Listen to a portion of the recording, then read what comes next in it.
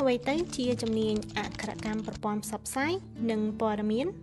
អក្ខរកម្មប្រព័ន្ធផ្សព្វផ្សាយនិងព័ត៌មានគឺជាជំនាញមួយដែលសិក្សាអំពីការប្រើប្រាស់បណ្ដាញសង្គមប្រកបដោយទំនួលខុសត្រូវនិងការបង្កើតមាតិកានៅលើបណ្ដាញសង្គមឲ្យមានភាពទាក់ទាញចេះវិភាគព័ត៌មានចេញពីប្រព័ន្ធផ្សព្វផ្សាយនិងសិក្សាពីការយល់ដឹងអំពីសុវត្ថិភាពនៅលើបណ្ដាញសង្គមសិស្សានុសិស្សដែលរៀនជំនាញនេះនឹងអាចមានការយល់ដឹងផ្នែកប្រព័ន្ធផ្សព្វផ្សាយនិងមានសមត្ថភាពអាចយល់ពីសារស្មុគស្មាញដែលផ្សាយចេញលើកាសែតផ្ទាំងប៉ាណូ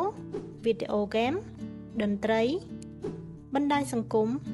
អ៊ីនធឺណិត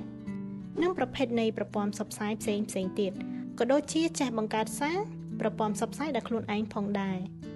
ហើយវាជាជំនាញសំខាន់ក្នុងសង្គមសពថ្ងៃព្រោះវាជួយឲ្យមនុស្សយល់ដឹងនិងអាចវាយតម្លៃពីព័ត៌មានណាដែលមានភាពត្រឹមត្រូវច្បាស់លាស់និងអាចជឿជាក់បានហើយខាងក្រោមនេះជាមុខវិជ្ជាមួយចំនួនដែលត្រូវសិក្សារួមមាន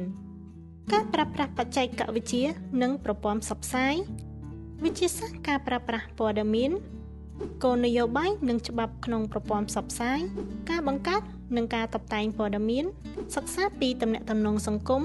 ការវិភាគនិងការត្រួតពិនិត្យព័ត៌មានคล้ายៗនិងការអភិវឌ្ឍការប្រស្រ័យទាក់ទងក្នុងអាជីពចំពោះឱកាសការងារអក្ខរកម្មប្រព័ន្ធផ្សព្វផ្សាយនិងព័ត៌មាន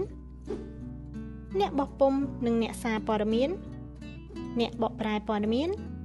អ្នកទំនាក់ទំនងសាធារណៈអ្នករៀបចំប្រព័ន្ធផ្សព្វផ្សាយអ្នកផលិតមាតិកា